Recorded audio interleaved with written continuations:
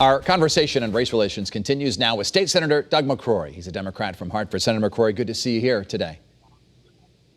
Great to be here, Dennis. Great to be here. Great to be on your show. Great opportunity. Well, we'll do it in person again. I know you come on quite frequently, but I wanted to first of all extend my condolences to the loss of your father. He was really well known in Hartford. People really looked up to him. So our condolences. Yeah, he was quite a personality.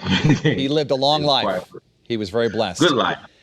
I want to talk to you, and we just spoke with Vernon Riddick, the chief of police in West Hartford, talking a little bit about race relations in his town and across the state. What are your constituents telling you about how they're feeling in the wake of the death of George Floyd in Minneapolis?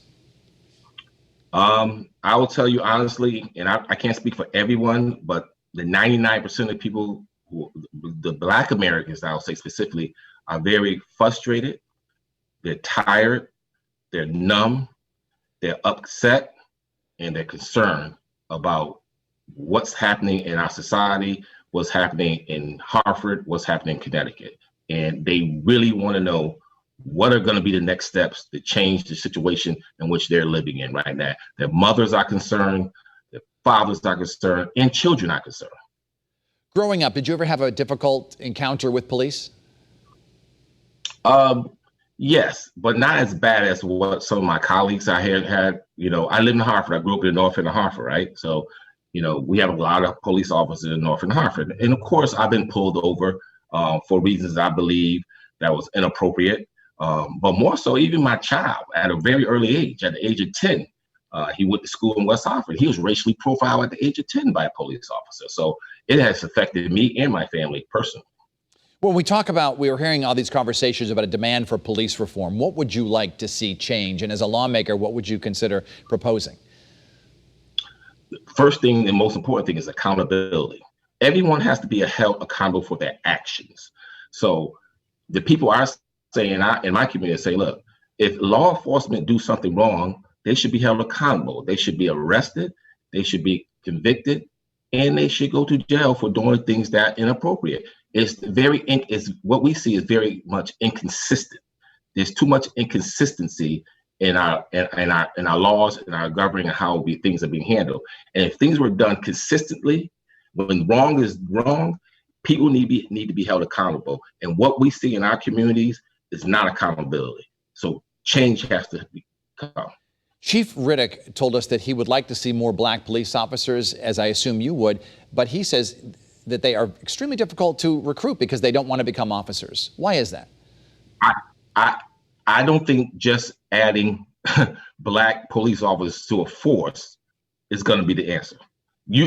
What you saw in Minneapolis, you saw one police with his knee on the neck, but you saw a Black police officer there. You saw another white police officer there. You saw another Asian police. It is the system that needs to change. Just adding good people to a bad system doesn't change the system.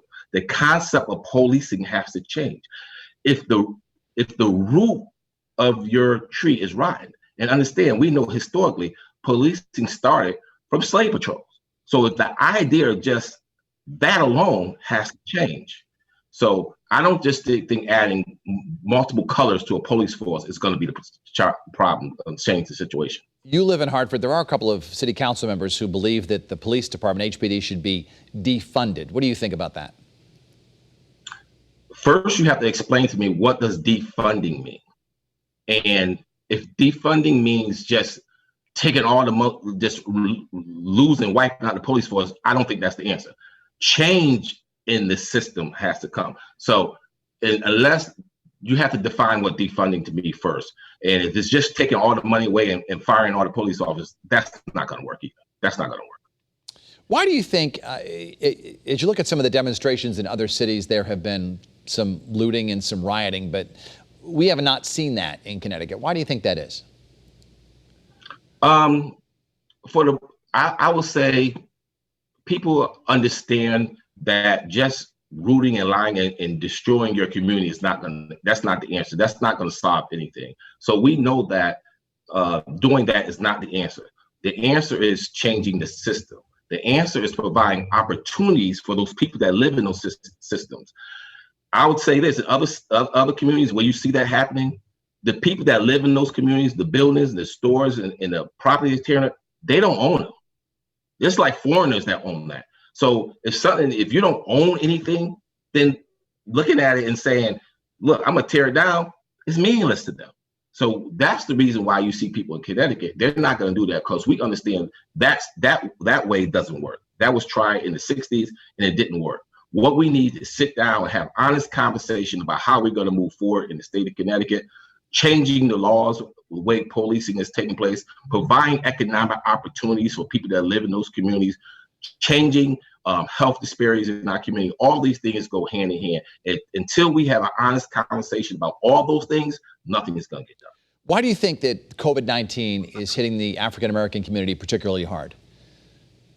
That's the open-end question. If you go back and look at redlining, you look at systems that had put in place from years, generational. That's why you said pre-existing conditions. Pre-existing conditions are in most communities, right? But because of the environment people live in, the way they live so close on top of it, these laws that were put in place back years ago a light has been shined on them, and that's why it's affecting our communities even worse. If you can't house people in small areas of a city and expect different outcomes with health. I'll tell you this, the facts are, and in Hartford, there's a 15-year health disparity between someone who lives in the city of Hartford and someone who lives in a town of South Wilson, which is 5 miles away.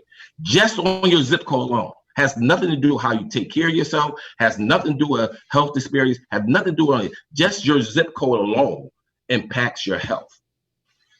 State Senator Doug McCrory, we always enjoy having you on the program, and soon enough, sir, you'll be sitting right here. Once we are allowed to have guests in after the coronavirus crisis is over, we're doing all our interviews remotely. But we thank you, sir, for joining us, and enjoy your Sunday. I thank you, and I'll say this, Dennis, our voices in our communities will be heard, whether it's special session or otherwise. Our community voices will be heard. Thank you, Dennis. Well, we look forward to covering it. Thanks, Senator. In a moment, more on coronavirus, and we welcome your comments on social media. You can find me right now on Twitter, Instagram, or Facebook.